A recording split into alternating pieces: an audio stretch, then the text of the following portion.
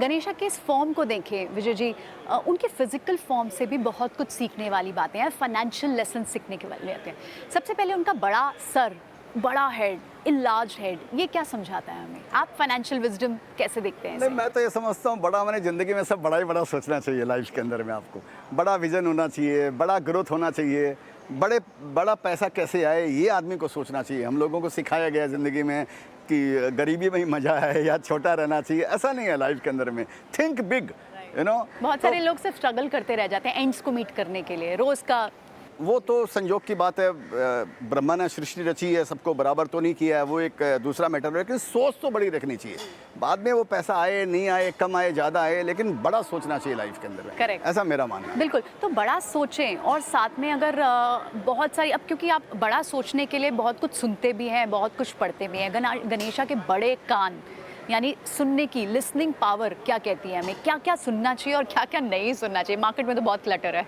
तो यही बात है, ये यही बताता है आपको कि जैसे समझिए आपको नया ज्ञान कैसे आएगा। आपने जो ज्ञान डीएनए में लेकर आए हैं वो सीमित आपका ज्ञान है, तो बाकी तो ज्ञान आपको सुनकर और समझकर पढ़ के ही आपको ज्ञान आता है। तो सुनना तो सबका चाहिए, लेकिन करना चाहिए अपने मन का। तो सारी चीज़ें सुननी चाहिए, नेगेटिव भी सुननी चाहिए, पॉजिटिव भी सुननी चाहिए और गलत सही सब सुनने चाहिए। फिर उसमें डिसाइड करना चाहिए अपने बड़े हेड से कि हाँ भाई मेरे को क्या ग्रहण करना है और मेरे को क्या ग्रहण नहीं करना है, किसको छोड़ना है और किसको पकड़ना है। तो यानी बहुत ही बारीक नज़र चाहिए आपको, आई फॉर डिटेल चाहिए, शार्प आई, शायद गणेशा की तरह ही। उनकी आंखें छोटी ज़रूर लगती हैं लेकिन बहुत शार्प हैं।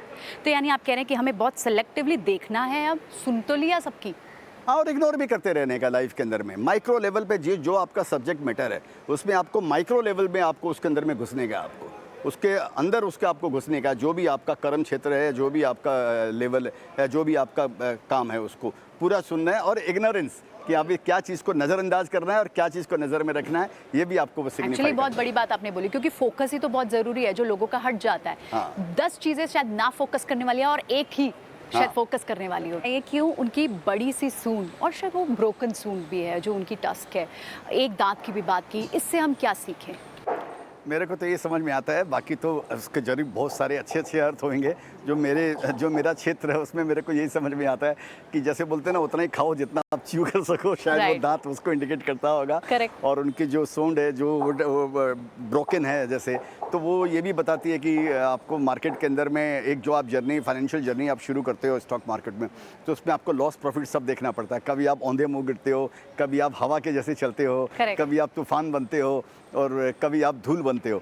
तो ये सारी चीज़ें यहाँ पर आपको आती है। आप हर्ट भी होते हो तो आपको फिर भी अपना कारवां चालू रखने का, आपको गणेश का नाम लेकर आपको अपना कारवां जारी। बिल्कुल, बहुत पावरफुल बात है, क्योंकि लोगों को लगता है वो शायद सिर्फ एक बार घुसेंगे तो शायद जीत कर ही निकलेंगे, पैसा कमा कर ही निकलेंगे, पर कई बार औंधे मुँह गिरना भी पड़ता है। तो यानी अपनी स्ट्रैटेजी ऐसी होनी चाहिए। स्टॉप लॉस लगाना जरूरी है यानी? नहीं, डिपेंड करता है। स्टॉप लॉस मैं उसके फेवर में नहीं हूँ, मैं गलत भी हो सकता हूँ। मैं समझता हूँ स्टॉप लॉस जो है वो ट्रेडिंग में काम आता है, वो फ्यूचर ऑप्शन के अंदर में काम आता है। इन्वेस्टमेंट में स्टॉप लॉस काम नहीं आता है, ऐसा मेरा अपना पर्सनल मत है जी।